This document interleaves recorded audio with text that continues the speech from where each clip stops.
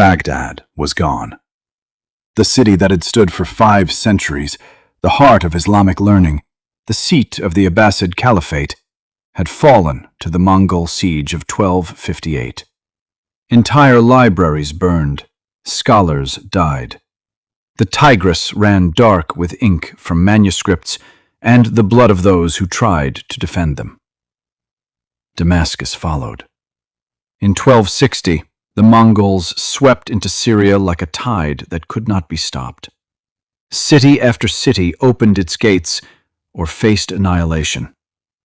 The pattern had become almost predictable. The Mongols would arrive. They would offer surrender or death. The choice, in practice, was often an illusion. For decades, the Mongol armies had moved across the map like a storm system that never lost its strength. From China to the edges of Eastern Europe, from the steppes to Mesopotamia, they had conquered kingdoms whose names no longer mattered because the kingdoms themselves had ceased to exist. Kings fled, armies dissolved, walls that had stood for generations crumbled under Mongol siege engines and the sheer weight of numbers. But in the summer of 1260, something happened that nobody expected. Not because the Mongols were defeated, armies had broken before them countless times, but because this time the Muslim world had nowhere left to retreat. The last major power standing between the Mongols and the Mediterranean was Egypt, and Egypt had just made a decision that would change everything. Sultan Qutuz looked toward the north, where the Mongol armies were gathering. He knew what was coming, but he also knew something else. If Egypt fell, there would be no kingdom left to stop them. The Muslim world, as a political and military force, would be finished. What happened next would determine not just the fate of Egypt, but the future of Islamic civilization itself. The Muslim world in crisis. To understand what was at stake in 1260, you have to understand what had already been lost. The collapse had not happened overnight. It had been unfolding across 2 decades of catastrophe. The Mongol invasions had begun long before they reached the Middle East. Under Genghis Khan, the Mongols had built an empire unlike anything the world had ever seen. They did not fight the way other armies fought. They had no interest in the traditions of chivalry or the rules of medieval warfare. They fought to win. They used technology, deception, psychological warfare, and overwhelming force. They adapted, they learned, and they kept advancing. By the 1250s, the great Mongol Empire had fractured into separate khanates, but one of them, the Il Khanate, ruled by Hulagu Khan, was focused entirely on the Islamic world. Hulagu was a grandson of Genghis Khan, and he carried out his grandfather's vision with brutal efficiency. His mission was simple: conquer, consolidate, and expand the Mongol dominion across Persia and the Levant. In 1256, Hulagu destroyed the Assassins, a power that had held parts of Persia for 2 centuries. By 1258, he had turned his full attention to Baghdad. The Abbasid Caliph, the spiritual leader of Sunni Islam, ruled a city that was now politically fragmented and militarily weak. When Hulagu's army arrived, Baghdad's defenses crumbled. The siege lasted less than 2 weeks. What followed was among the most devastating events in medieval Islamic history. Sources differ on the exact death toll. Some medieval accounts claim hundreds of thousands were killed. Modern historians treat such figures cautiously, recognizing that these numbers were often exaggerated in the sources that survived. But even conservative estimates suggest that tens of thousands died. The systematic destruction was deliberate. Hulagu wanted to send a message. Resistance was futile. Surrender might be merciful, but defiance would be annihilated. The Islamic world reeled. Baghdad had been the cultural and political center of Islamic civilization for half a millennium. Its fall was not simply a military defeat. It was a psychological earthquake. If Baghdad could fall, what city was safe? If the caliph's armies could be destroyed, what army could stand? Hulagu did not stop. He turned his attention to Syria and the Levant. Damascus, one of the great cities of Islam, fell to the Mongols in 1260. Aleppo surrendered. The Mongol advance seemed inevitable, almost mechanized in its progress. Kingdom after kingdom collapsed. The fragmented Islamic states had no unified military response. Petty rivalries prevented coordinated defense. And by early 1260, only one major Muslim power remained: Egypt and its new Mamluk Sultanate. The Mamluks were unlike any rulers the Islamic world had known. They were not a hereditary dynasty. They were military slaves, originally purchased as warriors and trained in barracks. But they had seized power through military skill and had built one of the most formidable military organizations of the medieval world. By 1260, they controlled Egypt, and they had just begun to consolidate their position after internal power struggles. The question now was whether this military force, so new to power, could face the one army that had seemed unstoppable. Egypt and the Mamluks. For an American audience unfamiliar with medieval Islamic politics, the Mamluks are worth understanding. They were a warrior caste, originally military slaves purchased from Central Asia, the Caucasus, and the steppes. Rather than serving as household slaves, they were trained in military combat from childhood. They learned horsemanship, archery, sword combat, and tactics. They were organized into units, competed for advancement, and formed fierce loyalties to their commanders. Over generations, the Mamluks had become so militarily powerful that they could not be controlled. They eventually seized power for themselves. By the 13th century, the Mamluks ruled Egypt as a military oligarchy. There was no single hereditary king. Instead, the most powerful Mamluk generals would compete for the Sultanate, either through political maneuver or outright conflict.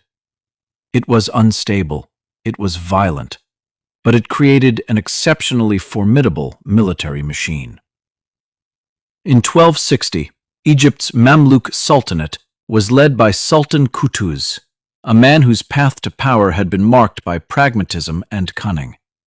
He had risen through the ranks of the military hierarchy and had consolidated his position through a combination of military skill and political intelligence. Qutuz was not invincible. He had rivals. But he had demonstrated that he could make the decisions required of a military leader.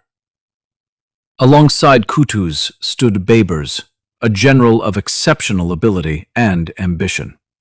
Baybars was not yet the supreme ruler, but he was already recognized as one of the most capable military commanders in Egypt. He was known for his tactical brilliance, his ruthlessness, and his ability to inspire loyalty among the troops. The dynamic between Qutuz and Baybars was complex. They were allies, but also rivals. Each recognized the other's power. Each understood that the future of Egypt depended on their ability to work together, at least for now. In the early months of 1260, both men understood what was approaching. The Mongols had destroyed the great powers of the Islamic world. They had swept through Persia, conquered Baghdad, and taken Damascus. The next target would almost certainly be Egypt. But unlike the kingdoms that had fallen before, Egypt had something those others had lacked: a large, well-trained, professional military force that had never been decisively defeated. The question was not whether the Mamluks were willing to fight. The question was whether they could win against an enemy that had seemed invincible for 30 years. The Mongol Demand. Hulagu Khan did not move immediately against Egypt. Instead, he sent an emissary. The message was familiar. It had worked everywhere else. The Mongols offered surrender on specific terms, acknowledge Mongol supremacy, pay tribute, and Egypt would be allowed to continue as a vassal state under Mongol overlordship. Resist, and Egypt would face the same fate as Baghdad. For rulers across Asia, this had been a compelling offer. Many had accepted.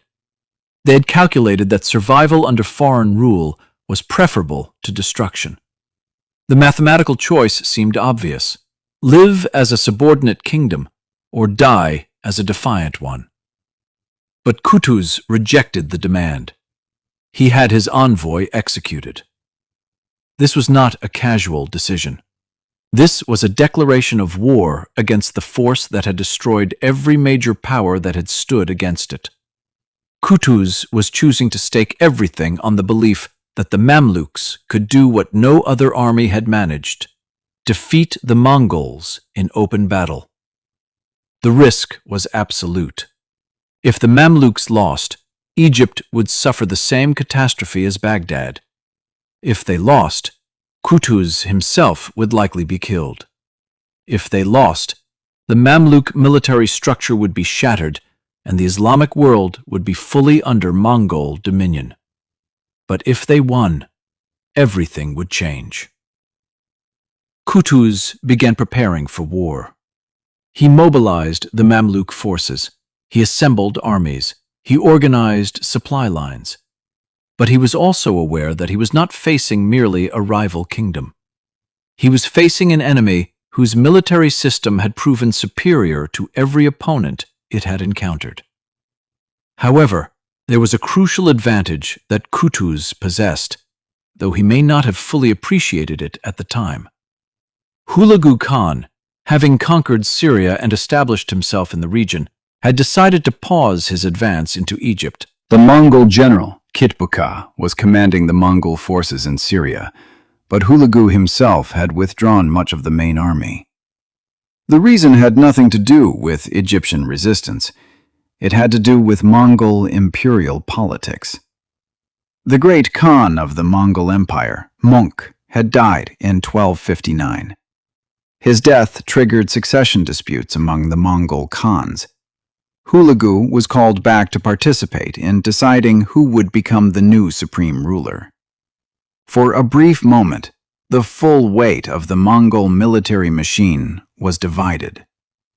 This window, brief, unexpected, and fragile, gave Qutuz his chance.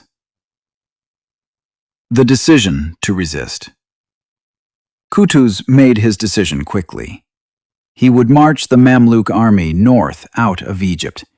He would meet Kitbuqa's Mongol forces in Palestine, in the territory between Cairo and the Levantine coast.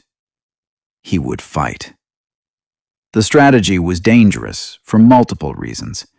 First, by leaving Egypt, Qutuz was removing the army from its home territory, from the defensive advantages that the Nile Valley provided. He would be fighting on ground chosen by neither side, but closer to the Mongol base of operations. Second, if the battle went wrong, the Mamluk army would be destroyed far from Egypt, unable to retreat and regroup. Third, Qutuz would be committing virtually all of Egypt's military forces to a single engagement. There would be no reserves, no second line of defense. From a purely defensive standpoint, the choice was questionable. A commander concerned only with survival would have fortified Egypt and hoped the Mongols could be deterred by the prospect of a costly siege. But Qutuz understood something else. He understood that the Mamluks had been built as an offensive force. Their power lay in their ability to move, adapt, and strike. They were not garrison soldiers. They were warriors. And their only real chance against the Mongols lay in defeating them decisively in open battle before the full Mongol armies could be reassembled and brought to bear. There was also a psychological component. If the Mamluks retreated, if they cowered behind walls, they would be signaling weakness. And weakness, in Qutuz's understanding, was an invitation for the Mongols to press their advantage. The only way to stop the Mongol advance was to prove that it could be stopped. To show that the Mongols could bleed, could be defeated, could be made to retreat. It was a desperate gamble. But it was also the only strategy that offered any genuine hope. Baybars supported Qutuz's decision. The two men had their differences, but on this fundamental question, they were aligned. The Mamluk army would march north. They would take their best cavalry, their most experienced commanders, and their fiercest warriors. They would face the Mongols in open battle. By spring of 1260, the Mamluk army was mobilizing. Qutuz had arranged for safe passage through Crusader-held territory in Palestine. The Crusader states, though weakened and fragmented, saw the Mongols as a threat equal to or greater than the Muslims. A Mongol victory over Egypt would leave them isolated and vulnerable. So the Crusaders allowed the Mamluk forces to pass through without interference. It was a temporary alignment of convenience, but it was crucial. The Mamluks would reach the battlefield. The road to Ain Jalut. The Mamluk army moved north through Palestine in the late spring of 1260. Qutuz was leading an army of perhaps 12,000 cavalry, along with infantry support. The numbers seem small compared to the armies of earlier centuries, but medieval cavalry armies of this size represented an enormous concentration of military power. These were not raw recruits. They were professional warriors. As they marched north, Qutuz was searching for the right place to give battle. He needed ground that would give the Mamluks an advantage. He needed terrain that would minimize the Mongol strengths, their speed, their maneuvering capability, their ability to strike from unexpected angles. He needed a location where the fighting would be close and brutal, where individual warrior skill would matter as much as grand cavalry maneuvers. The army moved through the rolling hills and valleys of Palestine, moving toward the Jezreel Valley, also known as the Valley of Esdraelon. It is one of the major strategic corridors of the Middle East. Armies moving north and south through Palestine naturally channeled through this valley. And within this valley lay several key locations, including a spring called Ain Jalut. Ain Jalut means Spring of Goliath in Arabic. The name carried weight in Islamic tradition, evoking the biblical story of David and Goliath. Whether Qutuz consciously chose this location for its symbolic meaning, or whether it was simply the natural point of engagement, remains a matter of historical interpretation. But there was a poetic quality to what was about to happen here. The geography of the Jezreel Valley made it an ideal location for the kind of battle Qutuz envisioned. The valley was not a flat, open plain. It had rises and depressions. It had areas of forest and cultivation. It had terrain that could be used tactically. A commander who understood the ground could use it to channel an enemy's movement, to create confusion, to negate a larger force's maneuvering advantages. Qutuz had studied reports of the Mongol movements. He knew that the Mongol forces under Kitbuqa had withdrawn somewhat from their advanced positions. He understood that the Mongols were not operating at full strength, and he had decided that the Jezreel Valley, near Ain Jalut, was where the Mamluk army would make its stand. By early September 1260, Qutuz had positioned his forces in the area. Scouts reported that a Mongol force was approaching from the north. The moment was approaching.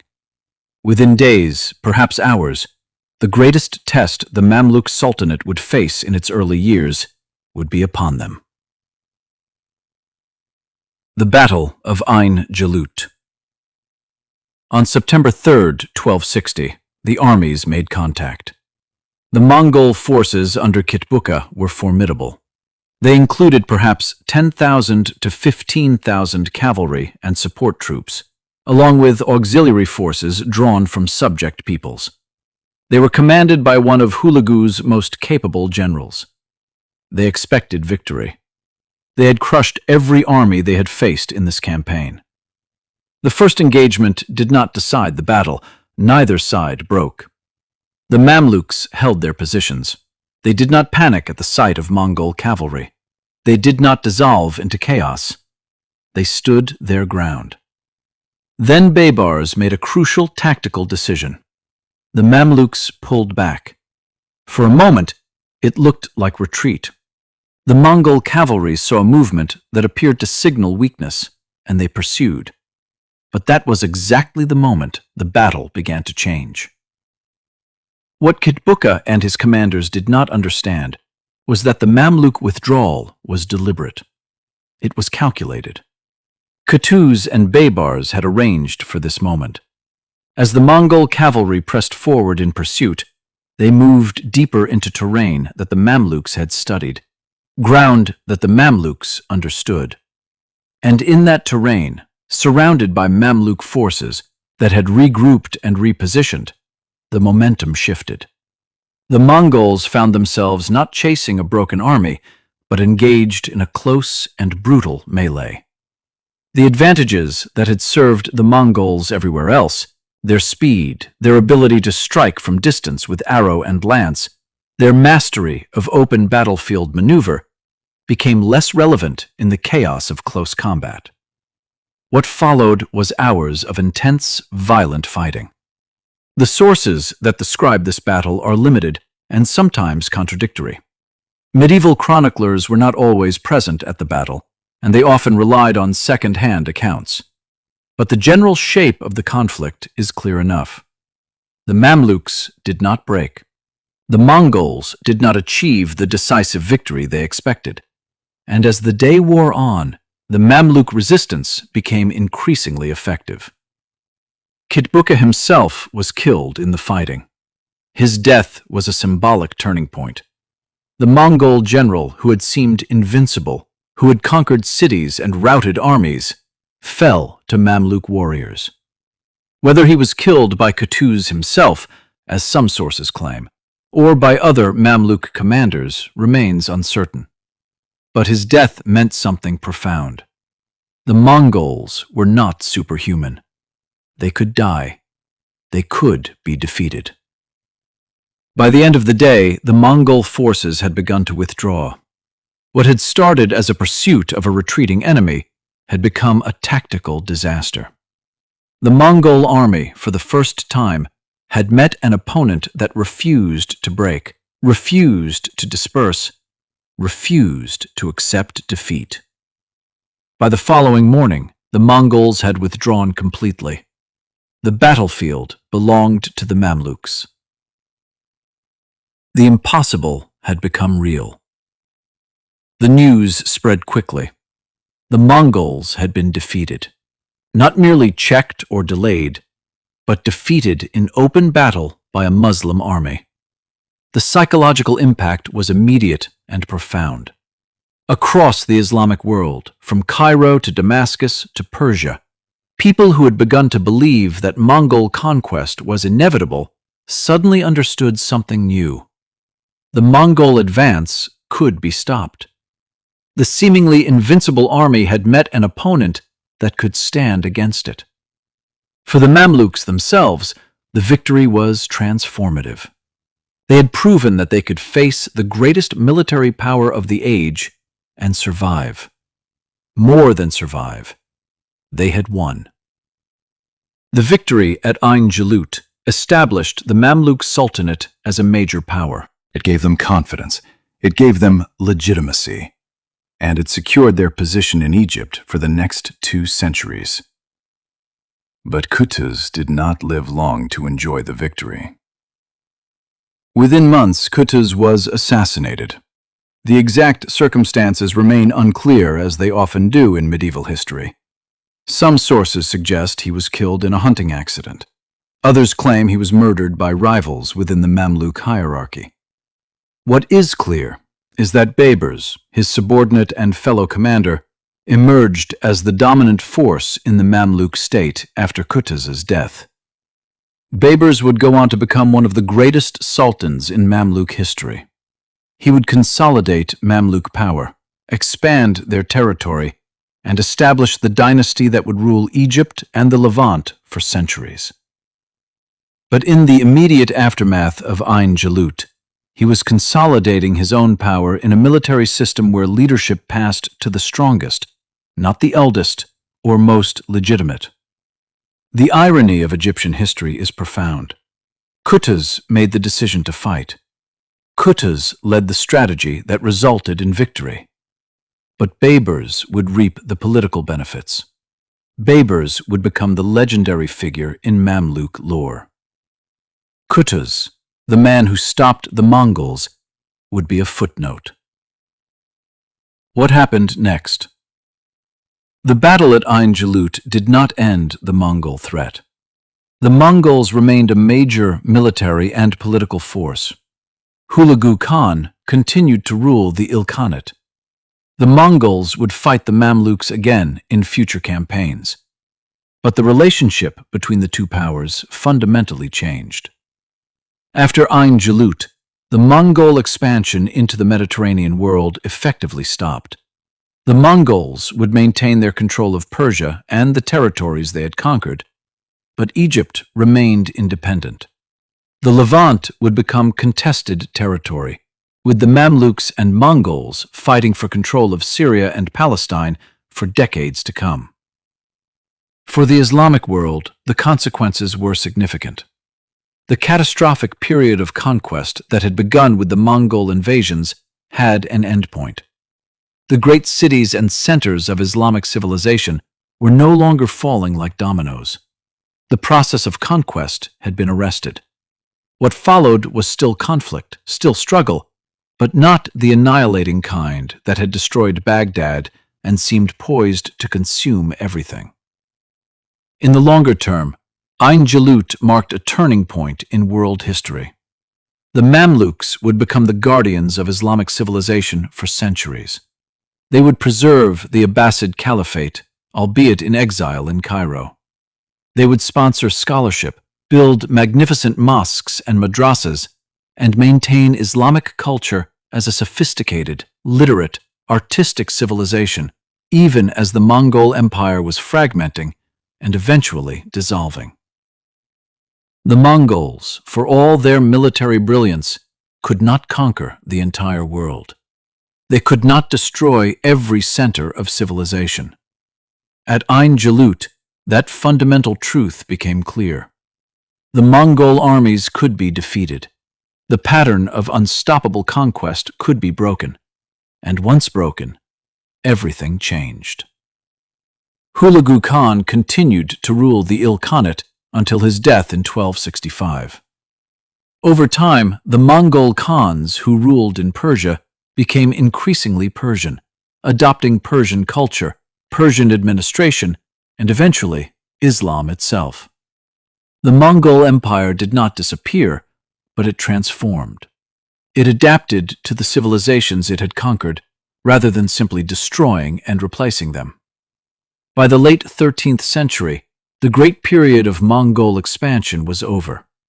The empire would endure in various forms for another century and a half, but the era when the Mongols seemed to be an unstoppable force that would eventually conquer the entire world, that era had ended. It ended at a place called Ain Jalut, in a battle that lasted less than a day, fought in a valley by professional soldiers whose names history barely remembers. Why Ain Jalut mattered. Ain Jalut did not single-handedly save Islam. It did not mark a permanent reversal of fortunes. It did not restore the lost cities or resurrect the dead. Historical turning points are rarely that neat, that absolute. What Ain Jalut did was something more precise. It established the principle that Mongol conquest was not inevitable. It proved that a well-organized Muslim military force could meet the Mongols on the battlefield and prevail. It showed that the era of unlimited Mongol expansion had an end. The battle was fought by people whose names we have largely forgotten. Qutuz is remembered by specialists in Islamic history, but not by broader audiences. Baybars is better known, in part because of his later achievements and his legendary reputation among the Mamluks. But Kitbuqa, the defeated Mongol general, is almost entirely forgotten. The soldiers who fought and died, the ones who actually made the victory possible, have no names in the historical record. Yet, what they accomplished reverberates through history. The survival of Islamic civilization in Egypt, the emergence of the Mamluk Sultanate as a major power, the transformation of the Mongol Empire from a conquering force into a governing power, all of these trace their roots to a decision made by Qutuz in 1260 and executed by the Mamluk soldiers at Ain Jalut. In our age of massive armies and technological warfare, we sometimes forget the role of individual battles in shaping history. Ain Jalut reminds us that battles matter, that leadership matters, that the willingness to resist, even against overwhelming odds, can change the trajectory of civilizations. Qutuz made the decision to fight. He rejected the Mongol demand for submission. He gambled everything on the belief that the Mamluks could win. And for one brief moment, against an enemy that had seemed unstoppable, his gamble paid off. The battlefield at Ain Jalut fell silent at the end of that day in September 1260. The Mongol army withdrew. The Mamluk soldiers remained, exhausted and bloodied, but victorious. And in that moment, the future of the Mediterranean world was rewritten. The Mongol Empire would continue. The Mamluks would face new challenges.